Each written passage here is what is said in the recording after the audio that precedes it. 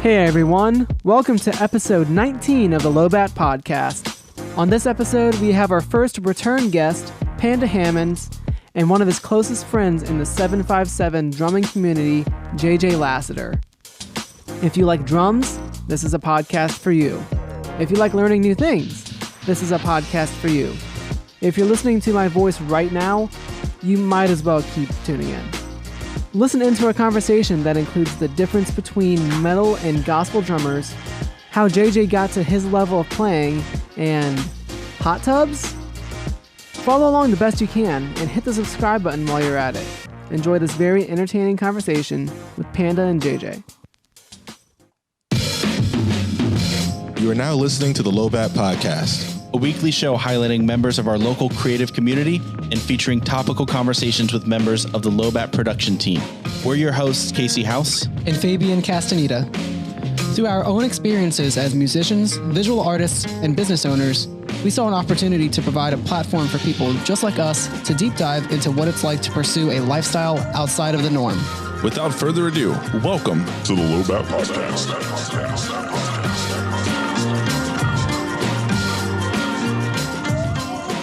Yo, what is going on, everyone? Welcome to another episode of LOWBAT Podcast.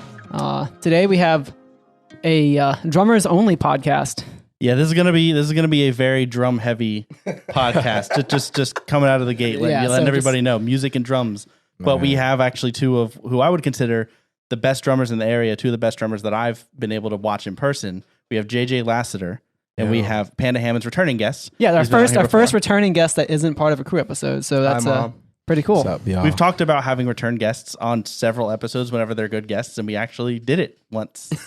we finally had somebody return. Who I actually would consider the number one and number two drummer. I'll let you guys figure out who was who. What? We know who's the number one. It's that guy. These guys are so And then humble. everyone else with the last name Lassiter. Whatever.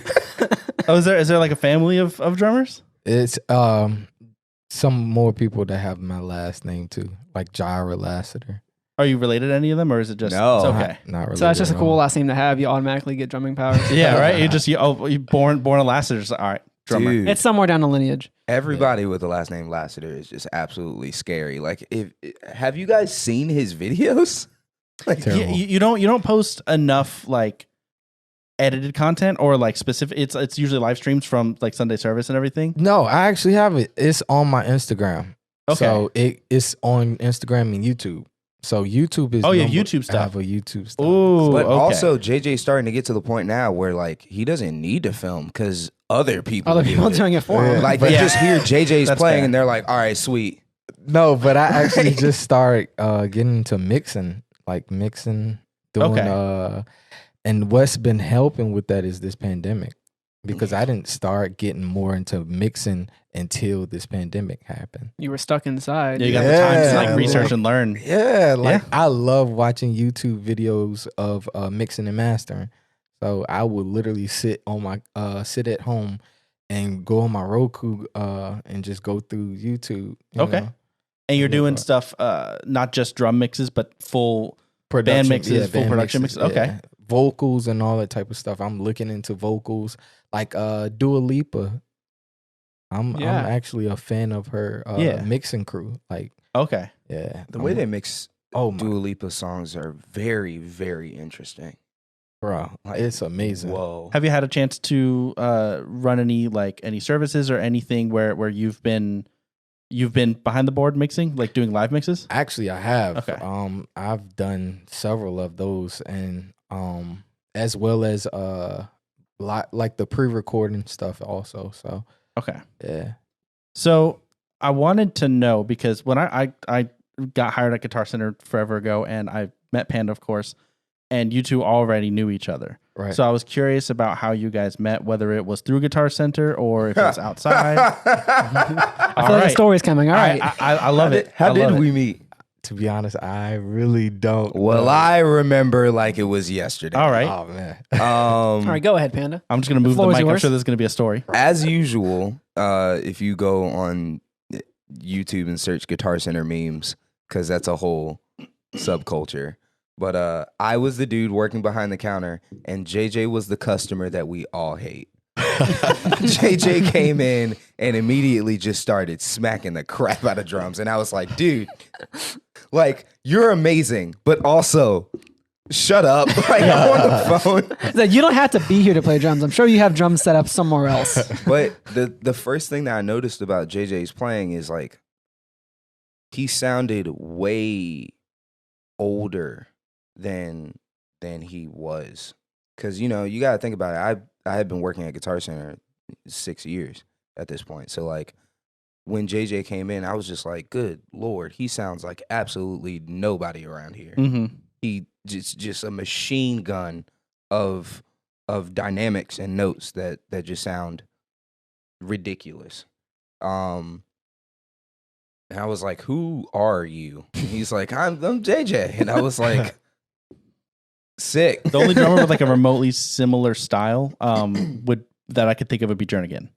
Oh yeah, Jernigan and Terrell's up there too. Yeah, Like, yeah. Terrell plays similarly too. There's the thing that I love the most about JJ's playing is the pure chaos of it. Like, don't get me wrong, I don't mean that as a bad thing, but I feel like you watch JJ play and it's like you are watching the Super Bowl. Like, there is so much energy and so much excitement there that you feel like your heart's racing watching him play. Yeah. You're like, it can't get any more intense. Right. It's than like this, it's and like then it what's does. you're always trying to see what's next because it's Exactly. always interesting. It's insane. We're just watching blowing him this play. dude's head up right now. Just Like, nah. It's like I actually listen to what people say about me because you never know. You know, I actually I'm the type of person I'll keep working and working and working. And I'm like, man, I'm just going to achieve a goal. So once I have a goal in mind, I try to achieve it. So I just keep going and going and going. But I never listen to the comments of people. Like, even if I scroll on Facebook or Instagram, I'm actually like, man, reading the comments, it makes me laugh. But it's like, man, you never know what people are saying about you. So Yeah. I have a question for stand you. back for it. Do you ever get tired of the fire emoji? Because No. like that's Every all video, your fire. It's fire, literally fire. what it is. And then it's Nah, like dude. 87 emojis that don't make any sense, like the dude running track and a meteor and then like the Eiffel Tower. And I'm just like, I don't know what any like if somebody were to leave comments like that on my playing, I would be so confused. I'd probably cry. Like you just trying to decipher it. It was like, all right, so we have a cloud right here. All Yep. right, all right. And then Was now that we a have- positive or a negative? Is it raining? I is don't that like. cumulonimbus? Like what? So I'm going to wrangle it back a little bit because I still don't know how you guys met. That didn't tell me anything. So I'm sorry. So all right, Guitar Center is Guitar Center the is answer. playing loud. Like, All right. No, that's how we met. But like, Well, how so, did y'all yeah, become? You know like, how many people come? I mean, granted. pals? Oh, the drum off.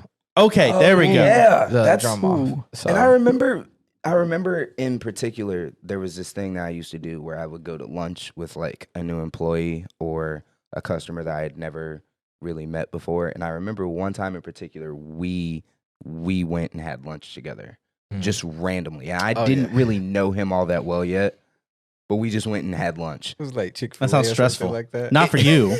No, I would was never do because it. it was him. Oh, yeah. I could. I was assuming that the way you guys like it just because Panda's like the most charismatic dude in the world who would just like walk up to you and be like, "Hi, I'm Panda. I'm What's Panda, up?" right. And so I assumed that it was something like that. But I guess the drum off was It was and a weird. lunch. It was weird because JJ is the same way. So I Okay, was that's like, fair. "Hi, I'm Yeah, Panda." yeah, He was you're like, super "Hi, friendly I'm too. That's JJ." fair. I was like, "This is odd." It's just, "Hey, I'm Panda. Hey, I'm JJ." It's just like, oh my god, Right. the charisma in this room.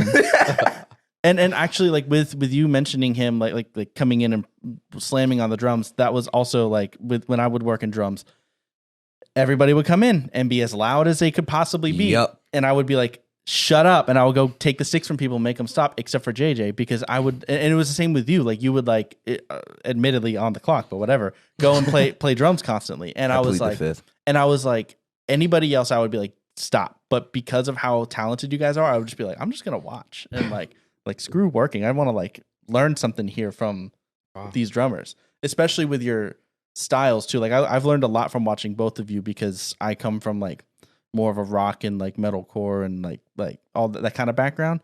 and you guys definitely are more in the gospel, especially you, more in the gospel range of things. And so that's a whole nother style of drumming. Oh, yeah. And his is insane.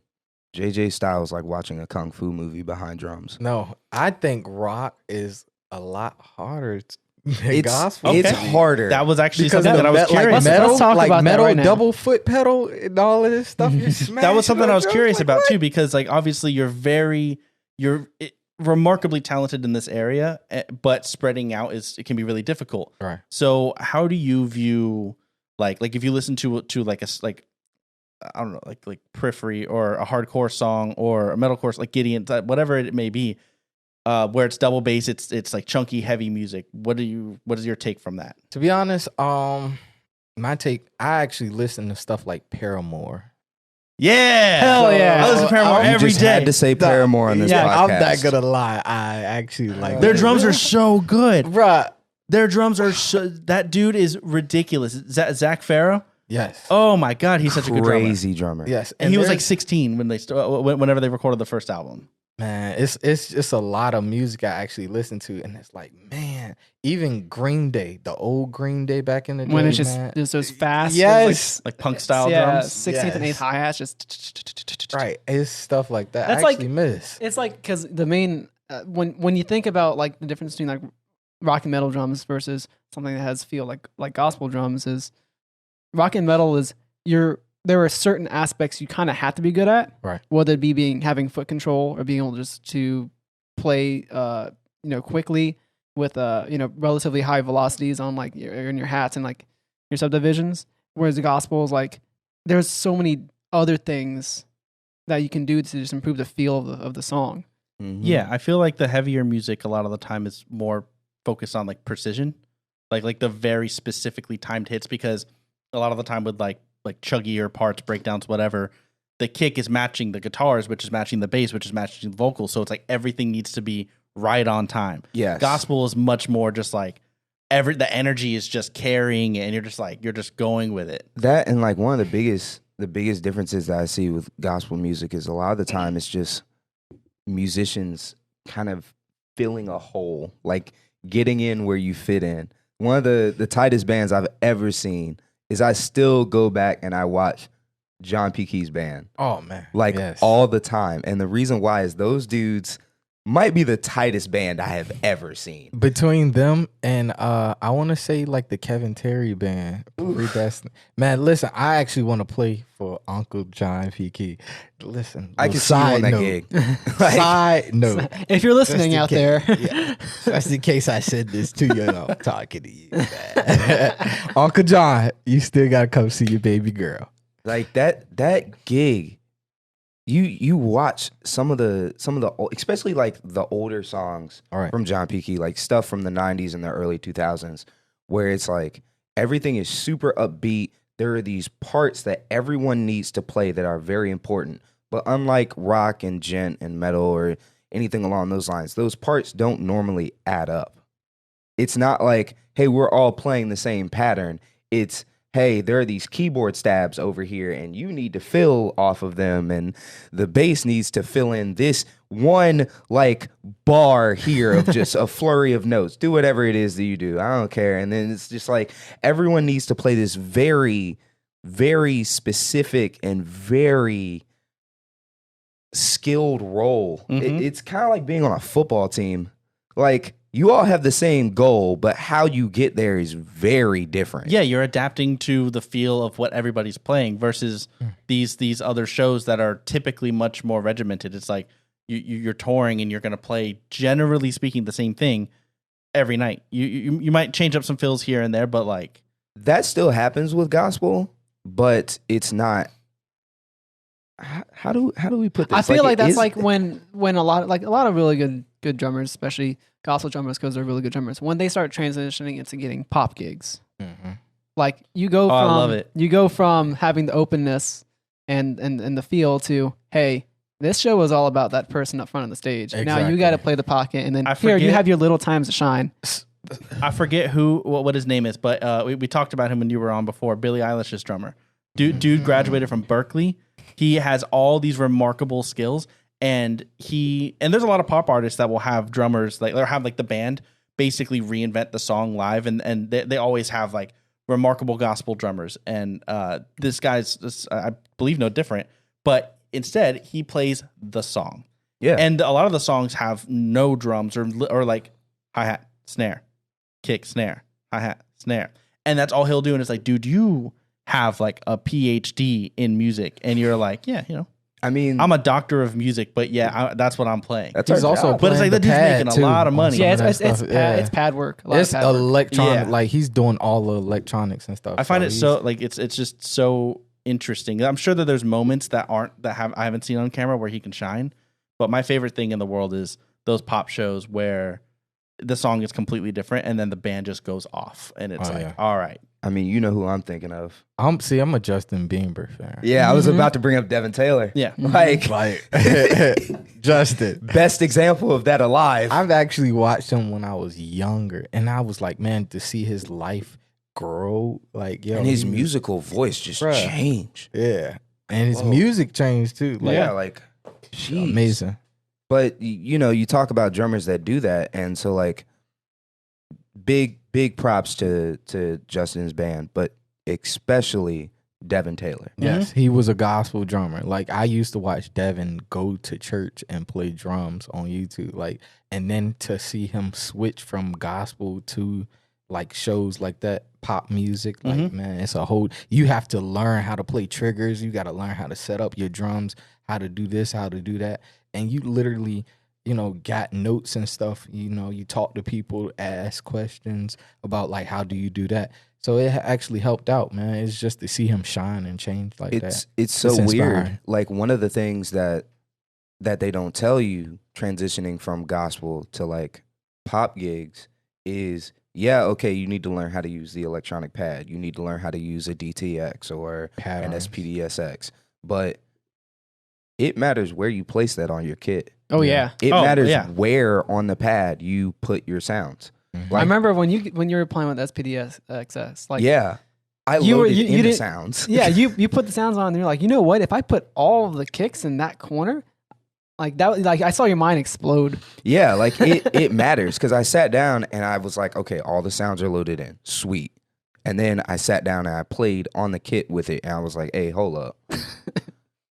Okay, so this actually like big time matters. Yeah, and I mean it matters especially because those shows are so, like, Justin Bieber's not playing in front of 15 people. He's playing in front of 15, 20, 30, 40, 50,000 people. Right. It's like, so you gotta, everybody's relying on you to make sure that you're staying on top of it. And I know, it seems this way that there's all the drummers are all interconnected, because like I know that a bunch of different drummers in that scene, and we have to be. His name is annoyingly escaping me. We already mentioned him once. Plays for TLC.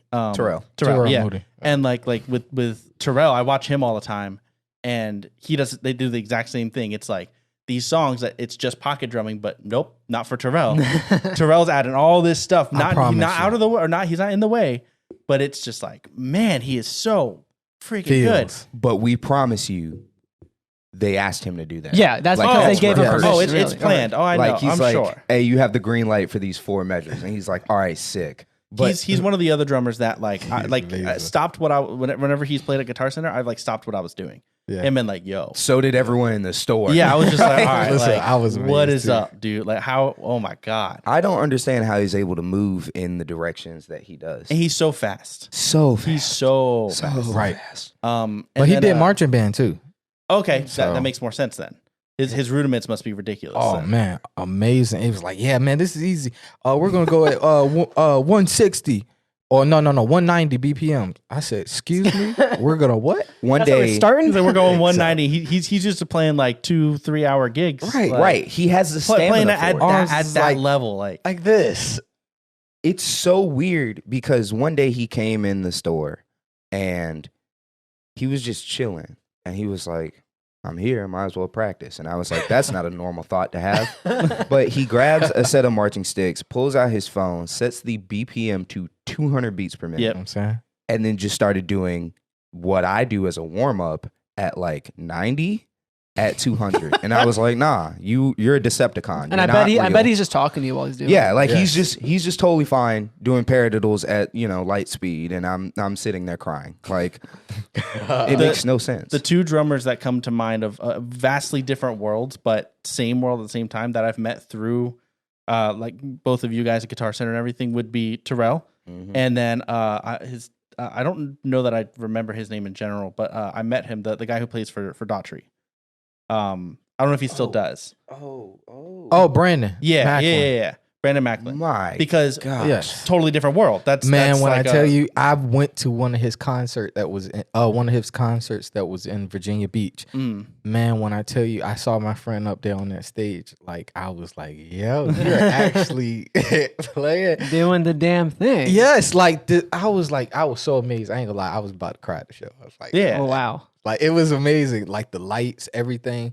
It was time based, and of course, he's not controlling the computer. Everybody on the side is controlling it. It's like, man, you got to be on. They got like Ableton technicians. Yeah, it's that's like, how man. I felt. That's how I felt when I saw Terrell play for TLC in Virginia Beach. Right, like, yeah, you were like side stage, right? Yeah. I was cool. helping that show. I was in Norfolk. Well, no, Hampton actually when I saw his first show. Dude, Going for RBRM. yeah, that was a huge show too. Like, good gracious, man. it was so weird because like I was working that show and I was like, hey, come out and support. And my mom was like, I already got tickets. It's TLC. Like I was going anyway, but cool, you're helping, yay. But like, and then at one point, I'm focusing on the show, but at one point I tilt out just to see the crowd because it hadn't clicked. How big it was. Oh, you're like focusing on the stage, making Yeah. everything. It was amphitheater, right? Yeah. Yeah. And I looked out and I was like, oh my gosh.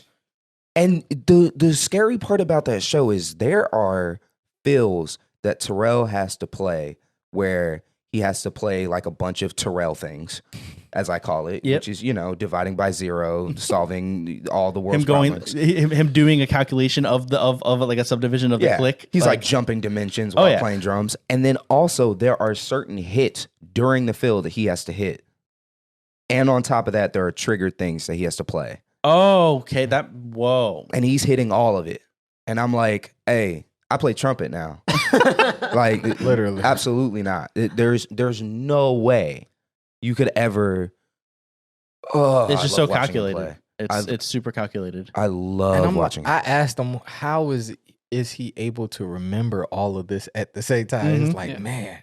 It was like, I don't know. It's like, man, I guess it grows over time. But he puts in the work, obviously. I'm sure he The thing is, practices. there was a before a tour, that dude is probably practicing so much. Oh my gosh! It's anytime scary he's how not much he sleeping, practices. probably. Yeah. You're right. It's definitely, it's got to be the work that you got to have discipline to put in that much work, which is how you get Absolutely. there in the first place. Like to go out and just practice on your own without a gig to get better. And I wish I can do that, but I haven't really touched touched my kit 3 times in the last month, and I feel bad for it. I've actually been playing since my kit is now in the garage. Ooh, actually, I got a new thing. Let me talk about this really quick. I have another new thing that's on the way that I'm going to mention too, but I have a new thing. The EAD10. Oh, you lucky soul. It's so sorry. Familiar with it? Mhm. Okay. It's so good. It's so good. For those who don't know, it's They don't know anything that we're talking about. Well, no, I imagine we're deep enough that anybody who's It's still like Star listening is a Wars. drummer. They have to. So I'm talking to drummers now. The AD10, it's a Yamaha product. It goes on your kick drum on the top of it. It triggers the kick, and it has a stereo mic set in it. It's all one piece. Runs to a module, and then it turns your drum set essentially into an electronic drum set by picking up the signals from the mic. That's fun, but the big cool thing that it does is it also just adds a mix and adds the EQ and all this stuff to your drums. So you can do fun phaser noises or whatever, but you can also just do like studio reverb and just make your kit sound awesome. And it's perfect for people who don't want to set up a whole setup for recording like drum covers or simple just like demo drums, quick snippets and stuff like that. Yeah, also like just YouTube channels. just for monitoring though Right. as well. Because not yeah. everyone gets their kick in their ears when they practice at home. It's another version. It's another version of what a lot of drummers do, where they have like the mic under their seat, so they can Such a get a little bad bit of the mix. sound. Thumpers are so weird to me. I've never experienced it, I but I know a love 'em. lot of. Okay, I love them. really? Yeah, it's better than how much of that do you use in your mix? Is it just like a little bit, or is that your entire mix? No. So a thumper. Are you talking about like the Portland Davies? Like it's on your throne. So you got a speaker in your when ass. I tell you, no. It's like It's when not you a speaker. Kick, it's just vibrating. It but just that's all it vibrates. is. It's like Are we talking sitting about the on a same thing? washing machine. He's talking about a trash mic that's under your underneath your seat. Oh Yeah. no! Oh yeah. So a lot of people put that under their seat because the drum mix a lot of the time is like the very close up mics, and so you're not getting a lot of like feel, and you're not getting a lot of like You're getting the mid section of it. you're getting all mids, and you're getting a lot of like very tight sounds. So you add that to like kind of add a little bit of the room and add a little bit of the feel to it, and then you mix that in. That's something that a lot of drummers do. This I feel like is another version of that, though it's imperfect if you crash on your ride because it's right next to the speaker or to the mic, which I do. Crash on your ride and your ride is low. So I just started putting my ride like a stack and then a ride right there. Yeah, I just literally started doing some crazy stuff. my ride is borderline eye level with me sometimes. What? Yeah, What? No. yeah. So for I disagree. For certain gigs that I play, my ride is like right here as opposed to right here. And you ride on it up there. Yeah, Yeah. up there. That's how I play. Nah. Really? Casey's like, my arm's It's tired just amazing. thinking about it. Especially Yeah, for I'm like, not trying to, like, I'm it not trying to builds play like muscle. this. That sounds like no, but he did this, and that's immediately. So, no, I'm down I play here. like this. Well, okay, he's that- down here. no, yeah, sometimes. I'm But painting this, my ride. this right here, Yeah. this right here is crashing a ride that's at my eye level. Nah. Yes. My ride isn't flat though.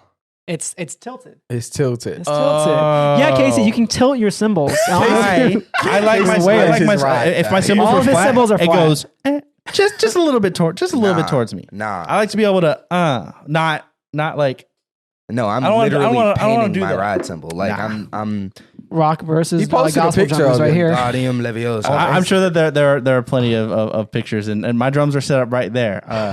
So I can show y'all. I can't play it, but I can show y'all afterwards. Yeah, I was about to be like, we got 4 drummers, and I have cymbals in my car. Oh, if this Who's podcast trying was to have a earlier, we would shed? be playing. Like, Oh man. Um, I wish I could listen. I'm gonna invest in some electric drums. I just need to. Purchased a TD-17 during pandemic because I said I'm going to practice. dog, the TD-17 is one of the best practice sets you could ever get. Really, it is. It has a it's everything you need. metronome It's everything that you need It has with a a good feel. metronome that grades you based upon how well you stay on. I haven't done that yet That's because I know I'm going to fail it. dope. Dude, I got to the tried that. point where like if I scored anything below a 95, I was pissed.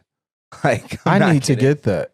Yeah. I want to actually, stay on the grid. Like I'll do that now, but I actually want to get better. Like I want to make sure I sync everything. you know what drives me crazy about your drumming? What? I see this in every live because I watch your live streams fairly often whenever you're playing at church, and you will fiddle with stuff while you're playing, and then just play with one hand, and Yeah, I do and you're so good that you can't really tell.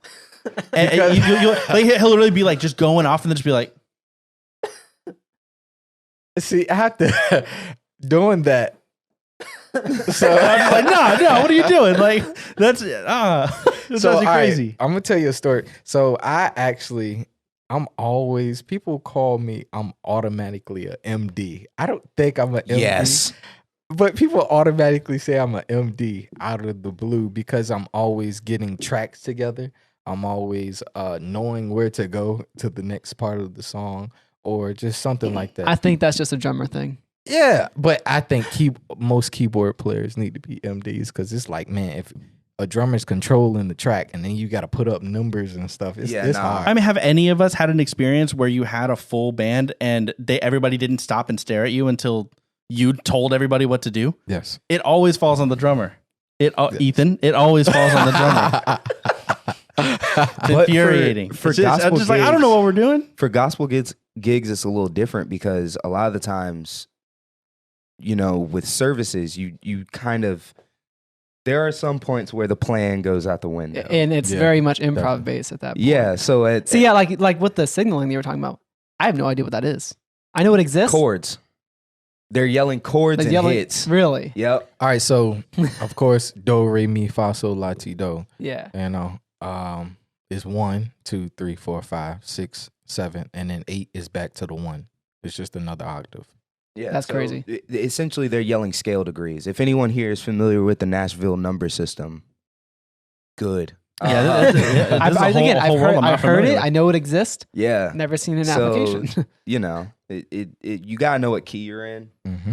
And this is all coming in through your ears. Mm-hmm. Oh yeah. Or someone is literally holding up. I need to go to one of these performances Church? and Hey, plug black in. church, I want to hear what's happening in the mix. Dude, you wouldn't even need to. Honestly, with some churches, they are like the MD, who is normally either on keys or organ or drums. Like they're throwing up hand signs like audibles. Like I'm not kidding. It is literally like a quarterback yelling things. Like foreign language. Yeah. Like it's crazy. I've wondered about that because I've always been like these performances just seem so sporadic, but everybody's on the same page. That and the head nod. The head nod gets me every time. One of these is just like, we have to know what that means. It's so funny because I've seen YouTube videos that are like literally making fun of these things. I'm like, I can't, I don't follow. Oh, but you guys would probably be like laughing your asses off watching these things. And the weird part about it is when you change MDs, you have to learn all of the different things that they do. Yeah, definitely. Like, I remember one MD I worked with, we had to watch his eyebrows because like he didn't have a whole head move. He just would give us one of these and we'd be like, oh, there's a hit there. And I'm like, it literally took me 2 rehearsals and I was like, I'm going to get fired from this gig. I can feel it. This dude about to get me fired. That's too stressful. And then afterwards he was like, man, you're one of the best drummers I worked with. And I was like, man. I didn't pick up on anything you were sweating that whole time. Right. I was like, man, you know, give me this check so I can get out of here and never talk to any of y'all again. Your shoulder moved and I thought you were telling me something. I was like, I can't keep up. Right. You just know I was just stretching. You just leaned. Like, what is this? All right. I want to get to know a bit about you, a bit about JJ. So, oh man. I want to know about where it began. We got a picture. Oh wow, okay. Which actually, okay. This helps. Before we even jump to that, I want to ask about your partnership with TRX. Yes. How did that come to be, for one, and why TRX? All right. So how it started is, I want to say about 2 years ago, I actually signed the papers. So I signed the papers a year before I actually got with them, and I thought about it. You know. Of course, I prayed about it, made sure I see if I wanted to try them out. So I've been watching YouTube videos and all that type of stuff about them. I actually do my research on cymbals. Mm-hmm. Mm-hmm. So of course, you know, I saw who were playing them, as well as listening to what I wanted. So of course they have a listening waves on their page, on the TRX page. So I listened to some of their cymbals. I was like, man, I kind of like that. And after that, I started purchasing. My friend actually gave me something. He gave me a crack set. He was like, yeah, man. I was like, I opened the box. He was like, here's a free set of cymbals. Oh, okay. I opened the box. They were cracked. All cracked. I was like, okay, I don't care. I was like, man, these cymbals sound great. I was like, I don't care if they're cracked. But I played an X 17-inch X Crash, man. That joint sounded amazing. Matter of fact, it's right here. Right here, I use it as my stack. Okay. Man, it's amazing. And ever since then, I think I cracked it. I cracked it more than what it is. Actually, the whole chunk is There's a chunk gone. Yeah. That's what's a stack now. Pretty much. So, all right. Right there on the left-hand side is for my crash. Well, let's start with hi-hats. The hi-hats are a 15-inch special edition KX hi-hats. The first crash on the left is a 20-inch special edition crash. The second one is a 19-inch ALT crash. All right, and I'm using 2 10-inch splashes. The 10-inch ALT splash and the 10-inch, I want to say, lightning splash. 22-inch Ride Special Edition AX, and then I'm using a medium MDM TRX 18-inch, and the stack is actually a 16-inch China. Icon China. That's cracked too, but it sounds so great. Cracked stacks can be sick. Right. Yep. 17-inch X crash on top, and I'm using a Lightning Crash AX 18-inch Lightning Crash on the far right. And I can see right now how far. I mean, granted, you have 3 rack tolerance, but how far away your ride is. Right. I could never. Really? I couldn't even reach it. Really? I have short arms. I play the short arms, long legs. He's so far away from his kick. Oh yeah, I play freestyle sticks too. I got the longest sticks I could. All right. And my cymbals are still close to me because my arms are just short. I understand. Yeah. And then actually, also for the heads, attack drum heads, man. Yeah, I saw I'm that so too. different. It's like you have I'm so TRX and attack. Not like household names. Yeah, very unconventional. Yeah, like obviously your friend gave you some cymbals and you liked the way they sound. That's how you ended up partnering with TRX. How did attack come about? Attack came about. I actually tried them. I was like, I was actually on Google. I was searching. I was like, man, there are only 4 actual drumhead companies: Remo, Aquarian, Evans, and Attack. Forgot about Aquarian. We all forget about Aquarian. So I was Facts. like, okay, I'm gonna try Attack out. Nobody has really, played Attack, but you only hear the 3 names: Remo, Aquarian, and Evans. So I was like, okay, I'm gonna try out Attack. I gave them a try.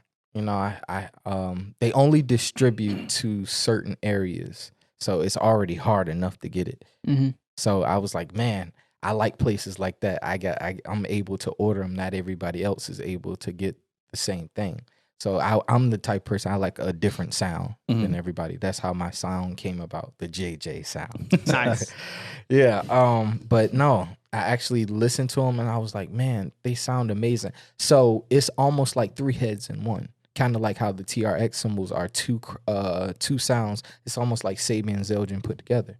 Yeah. So the Attack drum heads are almost like Evans, Remo, and Aquarian put together. So how that's about, so the ring around the Attack drum heads are like Aquarian. It's like the how they lock onto your drums. Mm-hmm. So if your rim is messed up, it's not gonna go up there. All right. And so it kind of stretches it out to make it, sing, make sure it's level and So you don't have to seed them. right. Okay. So That's cool. yes, it's amazing. They sound like Remo, but they feel like Evans. Evans has I want to say it's like a 2-ply head. It's a stronger head, so I can bang as hard as I want to. Mm-hmm. So that's how it feels. And then Remo has a louder projector sound to me.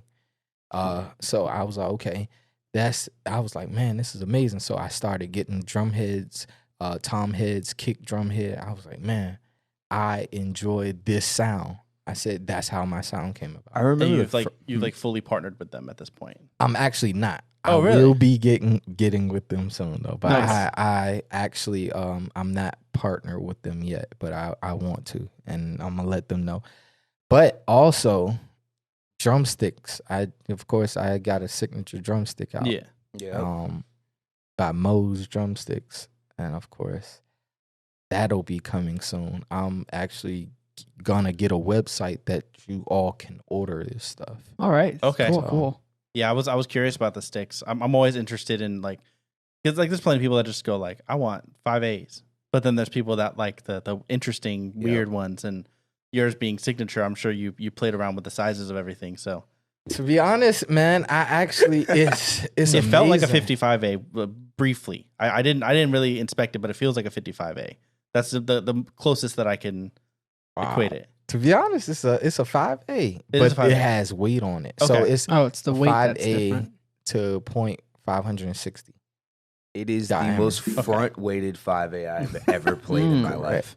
It felt like holding a baseball bat. Like, the front end of that stick is so heavy. And with you getting signature sticks, you get the same weight sent to you, I assume. So all right, so at the bottom of drumstick is the dots. like colored dots. That way you can pick up the same drumstick, like the same feel of the drumstick. Yeah, like the pitch tuning of them. Man, it's amazing. And I said, what other drumstick company does that? That is cool. Such a good idea. I remember going through all the drumsticks I could touch, and I would just like tap them on the exactly. Nope. So that eliminates all of that. You just look at the bottom of the drumstick. Oh, this sound. This and I guess that even like helps because like. like I always thought like in a live setting, you break a stick, you just grab one. Now you can at least maybe see. Oh, green, boom. Shout out to Mo's Drumsticks. Thank you, T. I appreciate you, man. That's what's up. I remember you handing me the stick. And I was like, oh, this feels cool. And then you let go of it. And I was like, what? It's heavy. And I played around with it. And I was like, this feels really cool. And it's a barrel. It's a 5.5. And it's a barrel tip. So you don't have a 5A long barrel tip. Mm-hmm. They only make, what is it? Acorn tip. Yeah. Mm-hmm. So, all right, back to the question that I asked before we got to that. Sorry. No. I mean, that's how this always works. Yeah. I was curious about your start. But instead of just like what got you into drums, I'm curious about if you could pinpoint like a thing or a person that like started it. That was like, oh, this is why I'm interested in drums. What started it actually? I used to go to the studio a lot. I used to watch people like my friend James Copeland. He's like a brother to me. James Copeland. I used to go to the studio. Also, I used to hear Marquise Hicks and the Mo Band. They were in the studio at the same time. James was producing his album. That kind of made me start like wanting to play drums because playing studio drums and playing live drums and all that type of stuff is different. So I actually started playing studio drums before I started playing out in the open. Oh, wow. So a lot of people don't know that too. Interesting. So, you were a session drummer more or less. Pretty much. But at the same time, I used to play at my granddad's church. Okay. A lot. So that's the only time people would know me through my granddad's church. Mm-hmm. So of course I played live also, but well, it was just for that church. It wasn't like correct. Going to others and then trying to work with their musical director and stuff like that. Right. So along with that is James actually put me on somebody's album or single. It's Yes Is My Answer by Sam Roberts. I was 17 years old when I actually recorded that. And I was scared out. It's like I'm in a dark room playing drums. It was a PDP silver kit. And it actually inspired me to start playing more. Not only that, YouTube clips of Dennis Chambers on it. Actually watching what's the other dude? He played for Jay-Z a while back, like years ago. Tony. Yes. I used to watch Tony all the time. Does he still play for Jay-Z? Not that I know of. I don't know. Huh. So, but yeah, I used to watch him. It's the YouTube people, Chris Key and all that type of stuff. Me growing up, I used to watch a whole bunch of YouTube. I'll say what time frame was that? Like what year was that? I want to say, about 2008. Like 2006. Oh, so the Thank You Gospel Chops era. Yeah, like Gospel Chops and all this other stuff. It's like that's when YouTube was like really blowing up as like a video website. And I remember I would go home from school every day and just watch drumming videos. I didn't know who it was. Arrangement videos. Strange Arrange is still a thing. It's still insane. All of that. And that's what made me start actually getting to wanting to play drums. And not only that, I'm going to actually tell you the story that started it all. My dad prayed for me when I was in my mother's womb and was like, yo, you're going to do everything that you set your mind to. And that started it all. So I've been playing drums ever since I've been in my mother's womb, actually. The ultrasounds are just like hey, Mom, let me out. Oh, he's kicking. Oh, he's kicking a pattern. Whoa, right, what's this? Right. Is he dancing in there? Yeah. That's really cool. And you've had a lot of different, like, really cool accomplishments. I'm sure I don't know about a lot of them, but the first one that comes to mind was you performing at Something in the Water. And that was the, like, that was labeled as, like, the Sunday service, or what was it labeled as? Pop-up church. Okay, pop-up church. Yes. So I was curious about that, and then going into kind of where you want to go. I'm also very curious about like what are you looking for out of drums? What's your goal? But first, I want to know about something in the water. Something in the water was amazing. We did a lot of rehearsals. Let's just say that. Said, we are going to be tight. Right. They made sure we were, set for that. So it was almost like, man, okay, this is amazing. Everybody, everybody's spirits was amazing, but it's just having the camera crew around. It was like, man, okay, it's nothing new, but it's almost like you're on a TV show. Like, I mean, you were up on the like the jumbotron and everything. Like, you were up there. So that something in the water is literally you have a camera in your face, and it's like, okay, don't worry about this camera. You gotta keep playing. Like, yeah.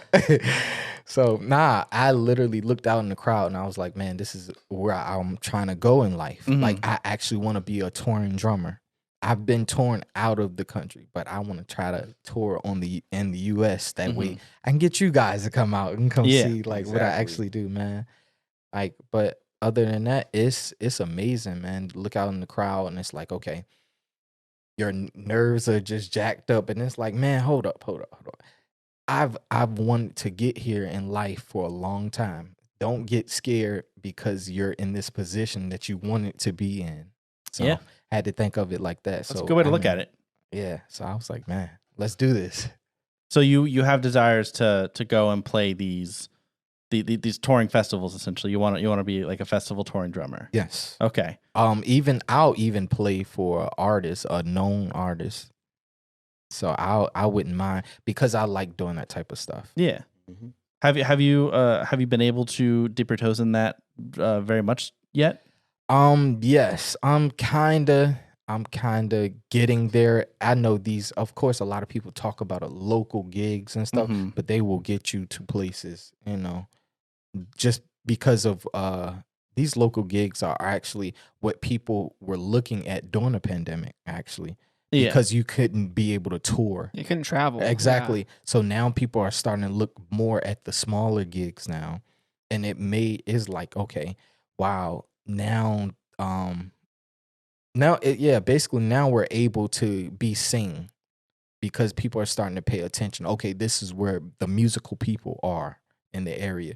Of course, people are noticing them out in the world now, but once you see people in your local town, it makes it easy, even more easier to work for everybody. Nice. I feel that.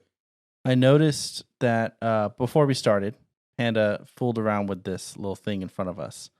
So I figured I would explain what it is. All right. And give you the opportunity to experience it. This has a special name. It's called the Pail of Ponder. No air horns? There we go. Thank you. So Pail of Ponder is something that we just started doing. That it's basically a bunch of kind of like simple debate starting questions, just like funny whatever questions, and just kind of gets conversation going. Obviously, that's not an issue between the two of you, but I wanted to give you the opportunity to pick one. Give it your best shot. Pick a good one, please. What, are there bad ones in here? I mean, I wrote them all, so... Hey, there's a couple others. Oh, well, yeah, fair enough. You have to read it out loud, too. Yeah, you don't just keep it in your head. Would you rather... I think it's supposed to say would you rather get $5 million today or $3,000 a week forever? This is an easy question. Yeah, probably. I mean... This is an easy freaking question. All right, what's your answer? $5 million today. And here's why. I'd invest it and make way more. Just put half of it in Doge and then be good. Yeah. No. How much of it are you going to invest? Are you going to just put it all away? Half. At least half. At least half. I'm not going to give my answer yet. One of my friends flipped his stimulus check Please read each time. that question again. Okay. No, you got to hear me on this. Would you rather get $5 million today or $3,000 a week forever? You can make $3,000 a week just easily. All right, look, you made your case. All right, unbiased. It's already going to be biased now, but I say $3,000 a week because you want to know why? if you think about it, 3,000 a week to the day you die, you don't really have to work for that. I'm aware of that.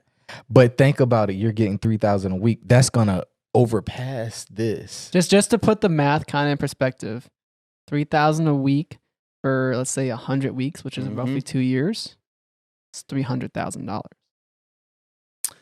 That's true. The math is not hard on that. Look, Fabian. Definitely gonna go 3,000 a week. I also would go 3,000 a week, but here's my reason why. One, it will eventually surpass that 5 million. Granted, Correct. You're investing, so you could make more. Sure. Mm-hmm. I don't want to make more. I want to live. I want to quit my job.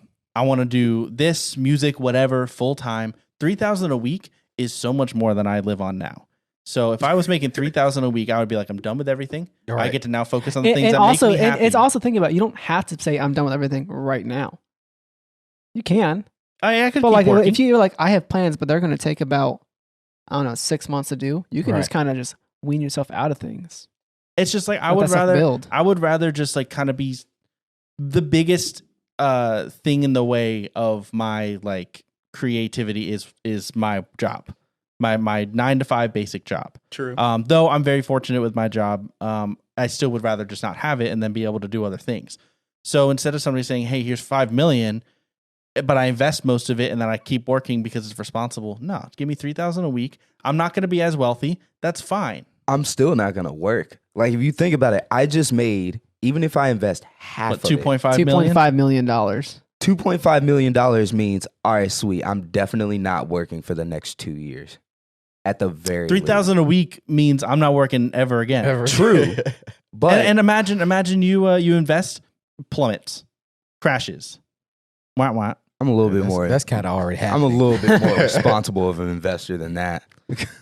I feel like it's too stressful. I don't want to invest. I maybe I still would invest some of it, but my main focus would be like all these problems. Depends that I on what you have. want to invest in. Do you get want to invest in fixed. someone else's venture or your own venture? Now that I think about it, I'm gonna say 3,000 a week. 'Cause I'm just gonna, Wow. no. I thought about But this. I want to hear the about reasoning. this. I want to hear the reasoning. I'm gonna invest the 3,000 a week. Correct.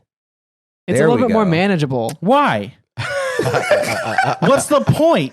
What do you mean? You want to keep living your 9 to 5 work? I mean, you don't work 9 to 5, but you get my point. Keep like working and then barely having time to be creative, Here's the so that thing, you can though. eventually, whenever you're 50, cash out on.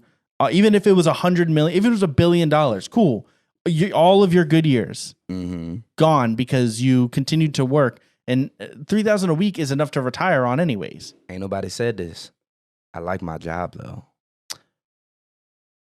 He right. He right. Who over there went? Literally everyone. Amanda went. Yeah, I mean, I like my job. I don't hate my job, but my job It gets in the way. It lacks every ounce of passion. But mine doesn't. Like, Sure, but think like, about what I work but like, around What, every what day. if you got to just like you got the opportunity to just like go play or go follow or go make music, go, move anywhere, go do. Which actually, I was curious about this question. Does it adjust for inflation? No. Am I get 3%? Gonna get an extra 3%? No. Well, okay. I'm curious if 3,000. How are a you week is asking gonna- details on a question you wrote? I'm Which, asking. by the way, I'm asking has the a board. whole typo. Holy panda. Read it out loud. Would you rather? Oh, Oh, Would you rather 5 million? Yeah, today? so like, you didn't even say 5 million of what? You could be getting 5 million ducks. how did I know you were gonna say ducks? I was literally gonna say ducks too. God damn it! Oh, I hit the camera. Hey. Regardless, slow motion. 3,000. That's gonna look real cool. 3,000 Yeah, a I'm week. gonna go 3,000 a week. Look at that. Your mind was changed. That's hard to do. This is a dumb question. I think it was. I'm just like, if you get 3,000 a week, it's a little bit more manageable. Yeah. It's way more. I don't want. Don't give me millions. right, I'm, you're You're Yeah, gonna I'm blow too that on scared. the stupidest shit. I'm Which brings me to it. car. Which brings me to it. What's the first thing you're gonna get? It will depend. Are you saying if I went with the 3,000? 3,000 a week. What's the first thing you get? A house. You can't buy a house with 3,000 in a week. You can raise your credit score enough to get a house. That's true. Yeah. That just pay off all the debt. Well, it Boom. depends on what The you first have thing I'm in gonna your- get an accountant. Yeah. Facts. I'm gonna be like, hey, help me. this amount of money, because I also like I don't, even if somehow like this or music or whatever, I find a way to become a very wealthy person. I don't want to live in like a mansion. I would love a bigger, nicer house, sure, but I really just want like a normal, nice house. I care more about like where I live than like the surrounding. Like I would rather move to like LA, but get like just a house, just a normal. It's fine. I got a little yard or whatever. Like I want to live like simply but comfortably. I understand. Yeah. Versus Panda's being like, I'm gonna get a hot tub. I'm gonna get a hot tub every. Is a hot tub rich? Because, every room. Oh, underwater house. Floors, hot tubs. You swim in everywhere. The floor is lava. Hey, I'm going to the kitchen to hop in the hot tub real quick. Nah. I do want a hot tub. That would be my first purchase. I would get a hot tub. I would probably buy a house and then buy the other 2 houses like on either side of the house and then just tear them down. I'm not kidding. Nah, you invite some homies to live there. No, absolutely what not. What was the situation like a a duplex or whatever? Why would you buy a duplex then? Nah. Then you just like put a door right there. Bam. No. Big house. I kid you not. What's better than one house? 2 small houses connected by a door. Yeah. That's fair. I'll just get a big house. But no. So I have a good reason why. I want to play drums in my house. Like you don't have to worry about your fucking neighbors. I don't have to worry about my neighbors because I don't have any. Like I evicted my neighbors. No. I would just smack them with $100 and just be like, all right. $100 once? Every time you play. They don't have to know how wealthy you are. You could just be like, look, man, here's $100. I'm sorry. That's not gonna. I'm sorry for right now. $100 is like a baby dollar. Well, right, they also we're adults now. They don't have in Virginia. They don't have any legal right. They can't complain unless if you're above a certain decibel at a given amount of time. Unless if you want to play like 3 a.m, which okay, I mean, I guess it'd be nice. Yeah, I want to play drums all the time. Like you know when you can't do that because you're working all day. Because you chose the wrong option. Well, no, he works at Guitar Center. He can still drum all day. This assault was sponsored by LOWBAT because I'm finna hit you with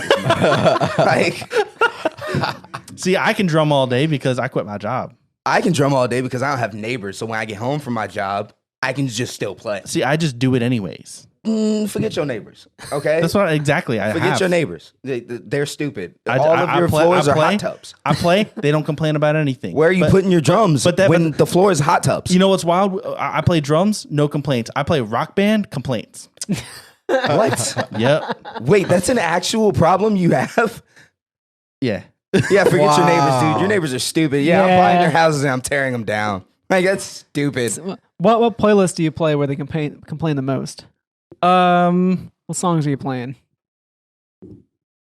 I don't.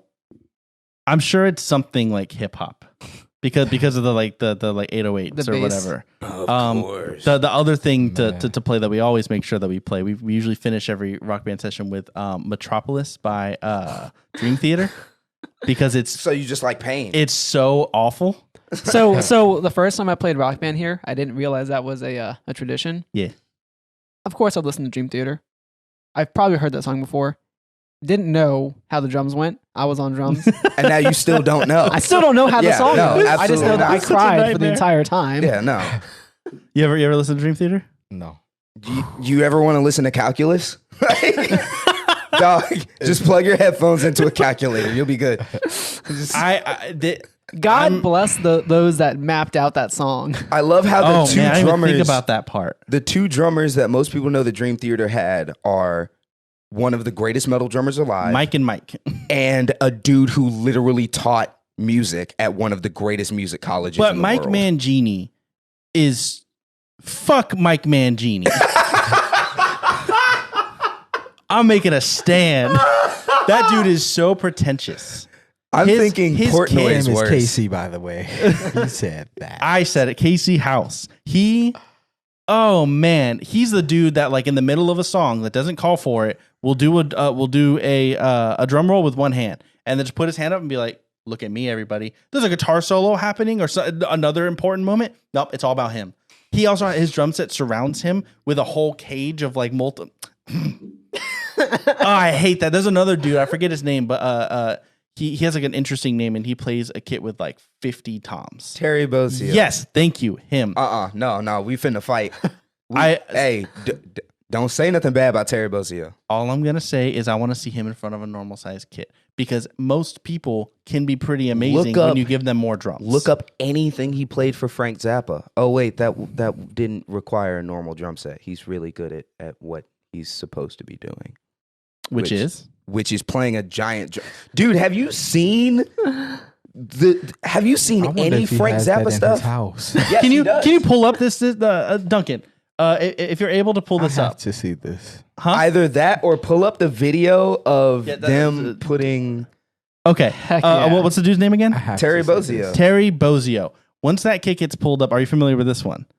Yes, it's not up yet, but you've probably seen you'll it. see it. A video on Drum Channel where it was like Abe Laboriel Jr., Thomas Lang, or not Thomas Lang, Terry Bozzio and Thomas Pridgeon. Yes, I remember that. So the dude with the giant drum set. Okay. Wasn't it D drum? Like he was playing D drum or something like that? It's so pretentious. There we go. Why is it so low quality? Yes. Jeez. Duncan said I'm going to pull up a 144p image. Anyways, I hate the asymmetric or the symmetry of it drives me crazy because as you can see, the toms, it goes bam bam bam bam bam bam, or I guess actually the other way around, left right, and it's almost like a keyboard. They're tuned chromatically. Mike Mangini also does that, and I watched him explain it, and I was like, his toms are tuned chromatically. I'm sure one day I'm gonna get this, and I'm gonna be less because I'm being pretentious, and I know that. Okay, I'm being like, I don't know if it's elitist or what, but like my opinion stands. A purist. I'm just like,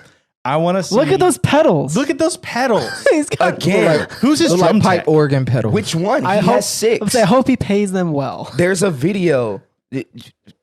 There is a video of all of his drum techs putting his kit together. I would hate to put the mics on those. Yes, it is a time lapse. Yeah, right? Sure. Like, I would hate to put the drum mics up. EQing What do you all mean? of You that? just freaking use 4 overheads and call it a day. Like, why does he have 3 cymbals on each?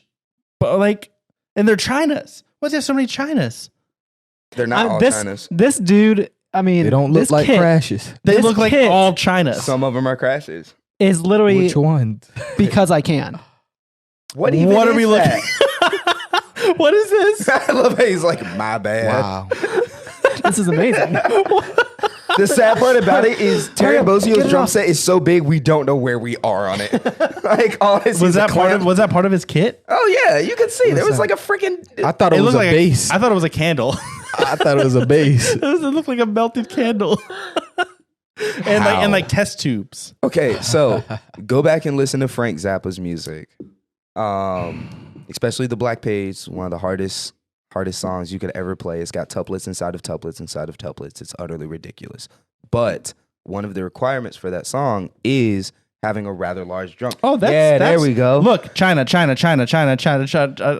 would hate to change. I hate who I sound like right now. I'm not even gonna say his name. China. Well, that's where the picture was. It was the left side corner. Hold on. Look at those splashes next to his snare. So they're not splashes. Are those bells? No. Okay. They're miniature hi-hats.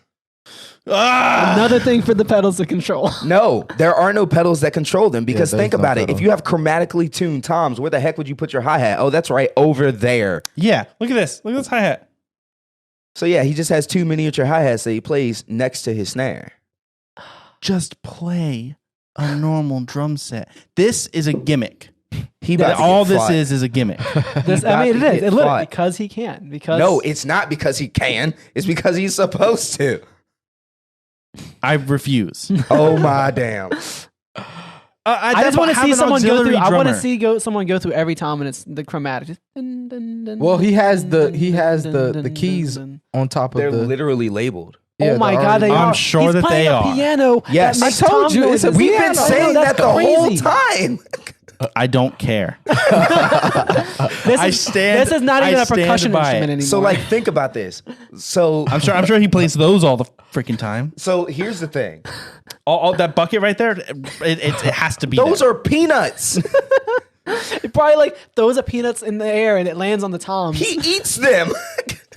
Nah, he's too weird for that. Okay, so here's. But I do like how there's enough space above the splashes and below the chinas that you can see his face.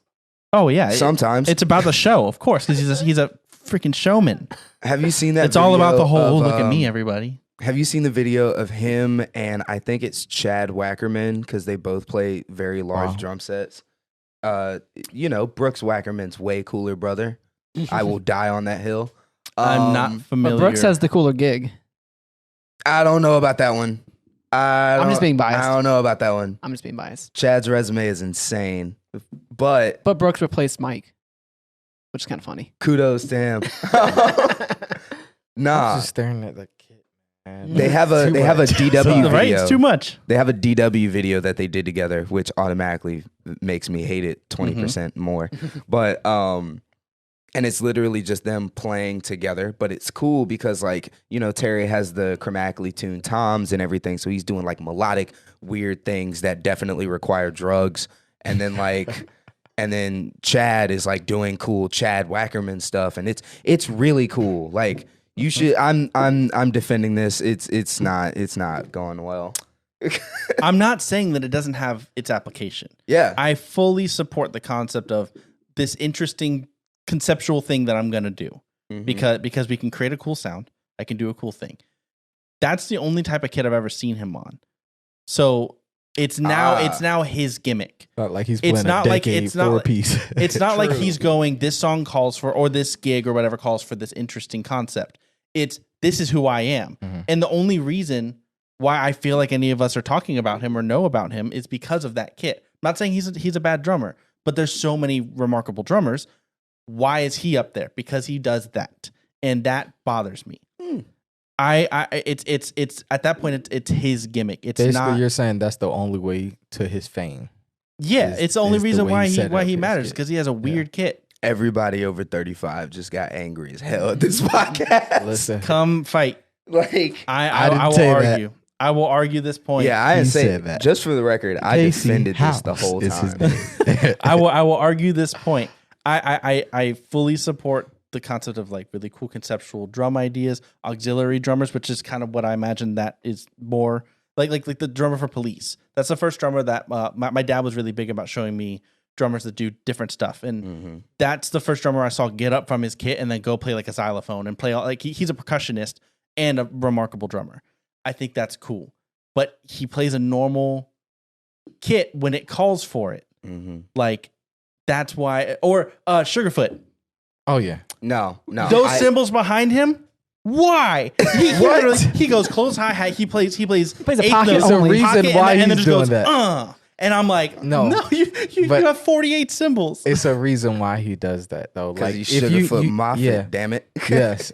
Michael Jackson, bro. If you listen, that's really cool. You play with Michael Jackson. You were Michael Jackson's drummer. That's sick. I can't get with you on that. I can't get with the patterns.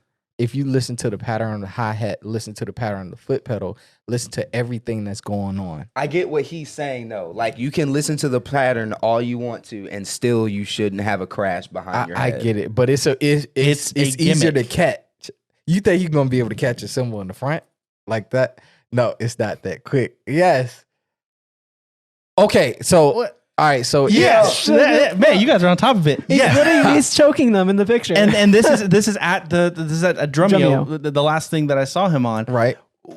Those don't need to be there. So get this. What if it was for to capture of the moment, like you just said?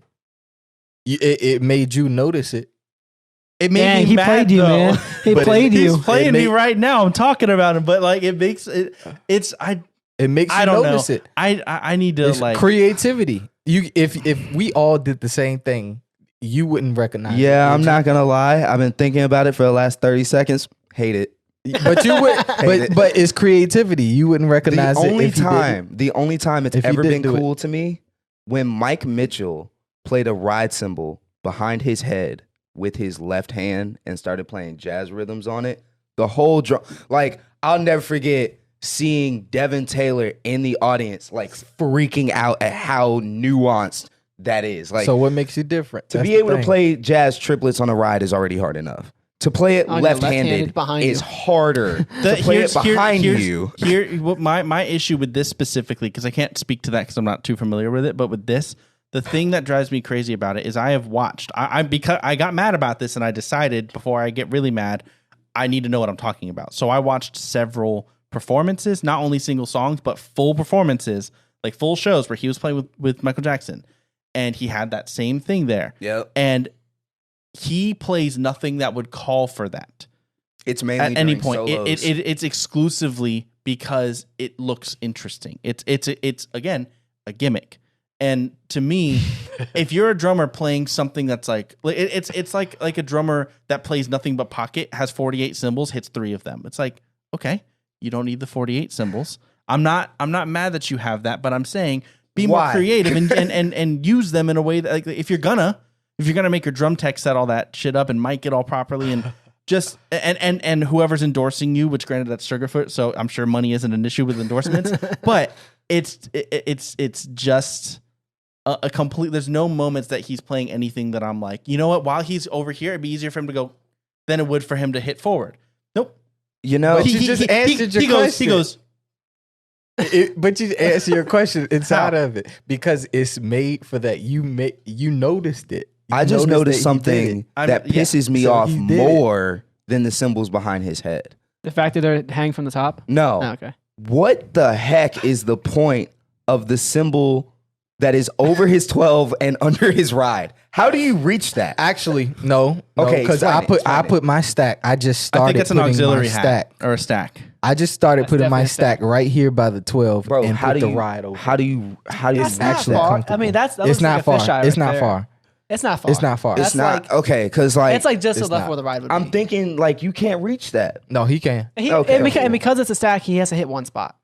Before you know what? Yeah. That's sticking out. Before I give my opinion on this, I'm going to ask your guys' opinion on the concept of people have 2 hi-hats right in the same spot, like just one above the other, one that's closed, one that's open. So their foot is free. So they do not control their hi-hat. What are your guys' opinions on that? I've done it before. Okay. It's actually dope.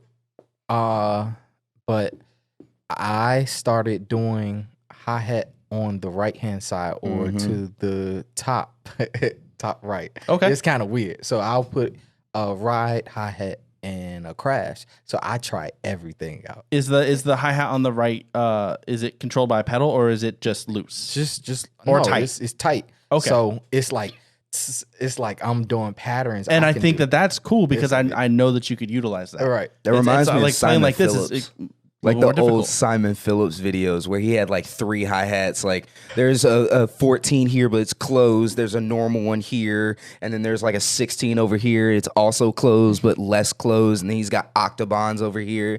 Like I'll never forget that video because he was doing some weird like ostinato stuff over 7. And I was like, yo, I was like 7. So I was like, yeah, this joint hitting. I don't know what's happening, but like, yeah. I 7. feel like I'm shooting myself in the foot because one day, if I manage to get like in a drumming gig where I'm like, I have the means to add to my kit and do something stupid. If I decide to, this clip is gonna get Oh brought yeah, up they're gonna fry you. and be like, huh, that's really interesting. I thought 37 cymbals was a bad call. Like, and I'm in there playing with 2 cymbals and a hi hat. I'm not saying that like I would add more, but I rest my case. We're poor. Let's I feel say like we're I've said poor. my point. We can't have all these symbols, so we don't even think about it. Now, I mean- if symbols are being thrown at us, saying "Here, promote our stuff," we'd be like, "Yes, give me more, please." Yeah. Right. And it just would be nice to be able to like, oh, I have a crash on my left side first, like right here above my hi-hat. Just because it's like, yeah, I might not find use for that, but I might at one point during a fill be like, oh, now this unlocks this new thing. This doesn't unlock anything though. No, but you got to understand, it helped you notice it. It's everybody has to find their own creativity somewhere because everybody is doing the same thing. So what brings the most creativity? And Think also, about it. it's he's Michael Jackson drummer. Yeah, he Sugarfoot can do it. is Michael He Jackson. can do whatever he wants. It's all about flash. And guess what Yeah. flash is? When you Flash think it about when it- you hit a cymbal. All right. When you think about it, there is no other way to play the Michael Jackson gig. Like, what's the flashiest gig you could think of? I'm probably, And then there's Michael Jackson. Yeah. Like, you have to do the most. and I actually was just thinking about a couple days ago. I was watching like rig rundowns, but it was all guitar stuff, and they all have their like signature guitars. And I Yeah. thought about it. I was like, drums really doesn't have that same thing of like Yeah, custom. they do. Well, this is a form of that. no, I mean you like can, signature snares. well, Oh, yes, you can yeah. do signature snares and things like that, but like these guitars, it's a little different, and Yeah, and there's it's electronics to it and all this stuff Yeah. that I wish drums had. There are there's like SJC as like a really cool and more entry level like custom drum manufacturer. Fabian triggered. Oh, what? Entry level? You can get into SJC very easily. I'm not saying that they're not supplying the top people. Dope drums. No, SJC makes SJC. Look, to make sure that it's clear, I would love to play SJC. I'm gonna check out right here. It's not that. I was just saying that like you can. They sell entry level kits too. They sell just basic kits. You're right. There's a lot of custom drum places that like you can't get that. Anyways, go on. Derailing me. I don't even remember what my point was. Yeah, somebody saved. Talking about signature stuff. Huh? You were talking about signature stuff. Oh, I was just thinking like the first kit that comes to my mind is Alex Shellnut. Whenever he did the Acorn kit, his kit looked like acorns. SJC did that. I was thinking of who did the Pokemon kit? Issues. Yeah, that's also SJC, right? Yeah, that was also SJC. So there is Panic. A cool thing. There's a cool thing in custom drums. I guess allows you to kind of run your gimmick. I mean, like Ice Nine Kills has the popcorn kit. Oh wait, does it look like boxes of popcorn? It looks like the old fashioned. It was because of like the silver popcorn screen bag thing, right? Yeah. Oh yeah. And then like the popcorn as the hood. I will say this: the best custom drum concept I have ever seen. Alexander Flood. He's a drummer in Australia. He came up with an idea that is utterly genius, and I don't know how anyone else didn't think of it. He ordered a DW Collector Series kit in green screen green.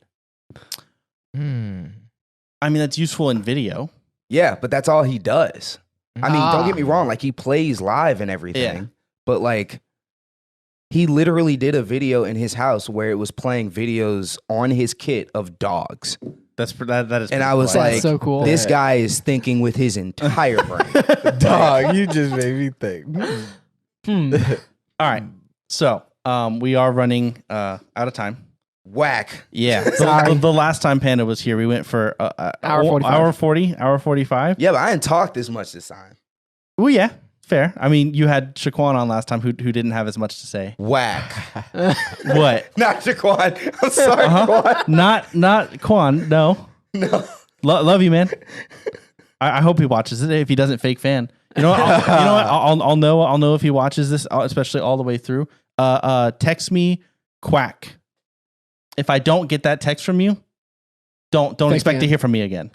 That is so. You do realize we're just gonna tell him to text. Don't. You I'm not gonna do not tell him. We're gonna give him a couple weeks, and then we're like, "Hey, Quan, watch this podcast and scroll to an hour 15, and then just listen." Quack. Text me woof. All right, now it's different. Now he has to go to two different places. Anyways, JJ, do you have anything that you want to promote? Anything that's going on as kind of like a sign off? Shoot, I really don't have anything. You're just doing stuff. You're just playing drums. Like it really. To be honest, like stuff just comes up. So whatever comes up, it's like okay, let's put it on the calendar. Yeah. Hey, Fair that's enough. cool. That's a cool way to work. They're just playing drum gigs. Just follow him on social media. Yes, please follow the socials. We'll have those all in the description and the show notes and all that stuff. So Panda, huh? Same question to you. You were when you were here last time. You had some stuff. What's the haps? Well, I played that Ben and Friends gig last night. That was fun. I got to debut a new kit. So Hold on. What's happening with the leopard print kit? it exists. oh, it still exists, but I want it. you No. don't get it. I want it. No, I asked him this for years. I said, You know who we neither got one that of kit you will from? Get it. I don't care where you got it from. So, I want it for That years. kit has one of the greatest stories. I own a leopard print kit that has been owned by like 13 people we all know. It is so weird. The last owner wasn't even a drummer. No, the last owner was a freaking guitarist. Like why? I don't even remember why Jared had it, but he did. Yeah, he did. And I gave up the opportunity to buy it, and then you sure were like, did. "Hey, here's money." Yep. And then I sold it to Avery.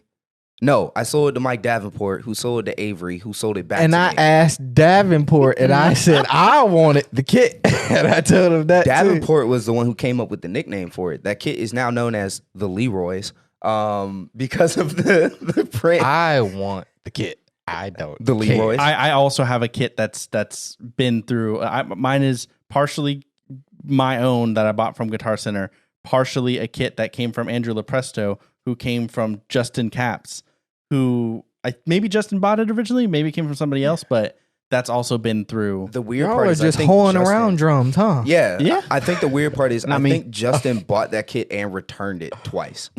So I'm not, like the whole story has the weirdest dynamic. That sounds like Justin. All right. Well, anything? There's nothing that you. I'm Wanna trying to update think. What? I am moving. Yeah, that's true. Oh, where's the alls? Yeah, we gotta have an all track. Yeah. I'll add it in I post. I am. Oh, Dang. Are you serious? I get the sad trumpet. Oh my god, what's that? I will assault the sound team. Are you kidding me? He didn't know what button it was, did you? He went this one. I'm glad you didn't press the bad button. It just clicked one button. That button. There we wrong one. Oh no, we can't hit that. Yeah, button. we can't hit that We button. did not hit that button. And we can't talk about it either. So No, we're gonna no, move we're on not from gonna- it. We're gonna move on. We're gonna. Everyone's gonna miss you, Panda. I'm gonna miss That's all of you. debatable. What? Do you know how many people go into Guitar Center just to find you? Like 3. That's, One of them's my mom. Well, think about how many people actually go into the drums. There's 3. Exactly. So they And all one of wanna them's find my you. mom. The other 2 are people who lost their friends. Are they back here? They're never back here. Anytime I was in drums and you weren't, people would be like, "Is Panda here?" I'd be Panda. like, "No, but I am what? Like I'll come back tomorrow. maybe I can help you or like be your friend or whatever." Last thing I'm gonna point out. No, I'm not even gonna point that out. Never mind. No, you have to now. Yeah. You have to. I don't know how to put it. Just do Wait, it. are Just you say going it. to say it's because I'm white again? Well, no, it was similar. Wrong. It's a handshake thing. I've mentioned that Oh, before. Oh, my you handshake God. like this? Well, so it would be Everybody like handshake me, like Quan, Panda, and whoever else, and people would walk in and dap everybody up, and then give me a firm, respectable handshake, and I'd be like, why? Yo. Like, Have you ever gotten the Chris Jernigan handshake though? I'm sure that I have, but I Oh haven't my seen God, it the in years. Jernigan Hate it. handshake is the most uncomfortable thing because he's a huge person. Does he like pull you in? No, he does this. Oh, you're gonna okay. Oh, I don't know what to do with that. Exactly. No one It's does. weird. No one does. He used to do Make that the It's like- thumbnambell for this. I'm Make it the thumbnail. I'm gonna- order you to I'm gonna make up for the start- sad trumpet thing. You piece of crap. I'm gonna start doing this to people whenever, especially whenever I feel like they're gonna I like swear to God, give me you a respectful limp hand. noodle. Well, here. No, I don't like where this is going. Just- JJ, it's your turn. You don't know what's gonna happen, you right? That, No, no. He went in No. from the top. Everything Yeah, about you that is just go. wrong. No. no, And they just go. I don't. no. I could talk about handshakes forever. Hey man, cut the show off. Yeah, we shouldn't be talking about handshakes. This is a pandemic. Cut. We're talking about hands. That's a fair point. All right, we're all gonna wash our hands after this now. Exactly. Yep. Yes. JJ Panda, thank you for coming on. This was really fun. I love being here. Talked a lot of drums, I and enjoyed we hope you it. guys enjoyed it and could understand us. Yes, watch For the drummers this. that are left, Watch. later, everybody. Thank you so much for watching. Peace.